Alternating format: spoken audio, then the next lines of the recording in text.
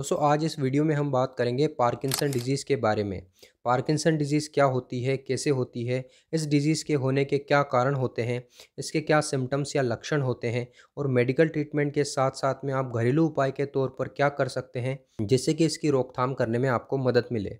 तो पहले ये समझते हैं कि पार्किंसन डिजीज़ क्या है। देखिए पार्किंसन डिजीज़ एक ऐसी बीमारी है, जिसमें जब ये बीमारी किसी को हो जाती है, तो उस व्यक्ति का अपने शरीर के मूवमेंट पर कंट्रोल कम हो जाता है। जिससे उसके हाथ पैर और शरीर के दूसरे अंग हिलने लगते हैं। अगर आप किसी चीज़ को पकड़ते हैं तो आपके हाथ हिलने लगते हैं, स्थिर नहीं रह पाते हैं। इवन चलने में भी प्रॉब्लम होती है, व्यक्ति रोबोट की तरह चलता है, शरीर झुक जाता है।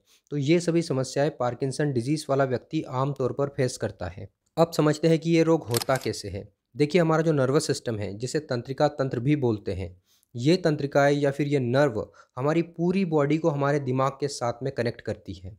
इन तंत्रिकाओं का काम होता है कि जो भी आप सोचते हैं, लेट सपोज आप सोच रहे हैं कि आपको ये कप उठाना है, तो जैसे ही आपने सोचा, आपके ब्रेन ने तंत्रिकाओं के रास्ते या फिर तंत्रिकाओं के माध्यम से एक न्यूरोट्रांसमीटर का यूज़ करके एक मैसेज सेंड किया और आपने उस कप को उठा लिया।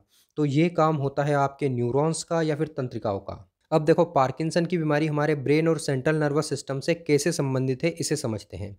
देखिए हमारे ब्रेन का एक इंटरनल पार्ट होता है, जिसे मिड ब्रेन बोलते हैं। इस मिड ब्रेन में भी एक पार्ट होता है, जिसे सब्सटेंशिया नाइग्रा कहा जाता है।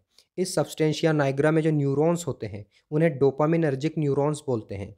ये न्यूरॉन्स डोपामिन हार्मोन्स को बनाते हैं, इसीलिए इन्हें डोपामिनर्जिक न्यूरॉन्स कहा जाता है, यानी कि डोपामिन हार्मोन को बनाने वाले न्यूरॉन्स। और दोस्तों ये डोपामिन हार्मोन एक न्यूरोट्रांसमीटर है, जो हमारे मसल के मूवमेंट के लिए रिस्पॉन्सिबल होता है।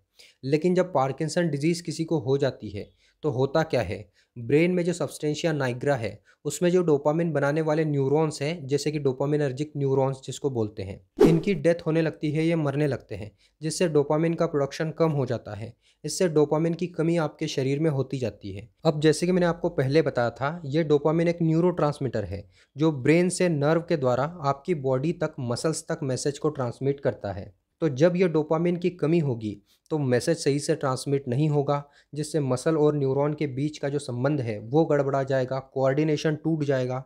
यानी कि न्यूरोमस्कुलर जंक्शन, जहाँ पर नर्व और मसल्स आपस में आके जुड़ते हैं, उनका संबंध गड़बड़ा जाता है, जिससे आपको ये सब प्रॉब्लम होने लगती है, जैसे कि कपकपी आना। आमतौर पर यह कपकपी आपके पैर की उंगलियों से शुरू होती है। समय के साथ में बीमारी आपके हिलने, काम करने की क्षमता को भी कम कर सकती है, जिसके कारण आसान से आसान काम करना भी बहुत कठिन हो जाता है और उसमें बहुत ज़्यादा टाइम लगता है। चलते समय आपकी गति धीमी हो जाती है, खड़े रहने में भी कठिनाई होती है, आप अपने पैरों को घसीट कर चलते हैं, शरीर की मांसपेशियों में अकड़न हो सकती है, शरीर का बैलेंस नहीं बन पाता है। आपके कुछ अनकॉन्शियस काम, जिसमें कि आपको सोचना नहीं पड़ता है, जैसे पलकें झपकाना, मुस्कुराना, हाथ हिलाते हुए चलना, इनके करने में भी दिक्कत आती है। इसके अलावा पार्किंसन डिजीज़ के कारण बोलने में भी दिक्कत आती है। अब समझते हैं पार्किंसन डिजीज़ होने के कारण को, कि ये क्यों होती है। दोस्तों ये क्यों होता है, इसके बारे में मेडिकल साइंस के पास में भी अभी तक कोई कॉन्क्रीट जानकारी नहीं है, लेकिन एजिंग और जेनेटिक्स के कारण ये हो सकता है। सामान्य तौर पर 45 की उम्र के बाद में देखने को मिलता है। इसके अलावा केमिकल के एक्सपोज़र में ज़्यादा रहने की वजह से, पेस्टिसाइड्स के एक्सपोज़र में ज़्यादा रहने की वजह से रोग हो सकता है। अब हम बात करते हैं पार्किंसन डिजीज़ के ट्रीटमेंट के बारे में।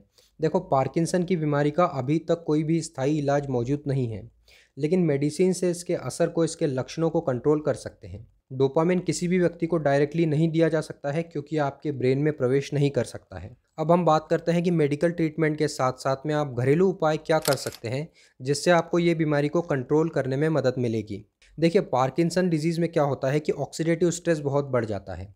ऑक्सीडेटिव स्ट्रेस होने की वजह से माइटोकॉन्ड्रियल डैमेज होने लगता है, जिससे न्यूरॉन्स जो होते हैं उनमें एटीपी की कमी होती है, बिकॉज जो माइटोकॉन्ड्रिया होता है वो एनर्जी प्रोडक्शन का काम करता है। तो ऑक्सीडेटिव स्ट्रेस को कम करने के लिए फर्स्ट होम रेमेडी है विटामिन B2, क्योंकि विटामिन B2 एक बहुत ही पावरफुल एंटीऑक्सीडेंट है, जो कि ऑक्सीडेटिव स्ट्रेस को ब्लॉक करता है।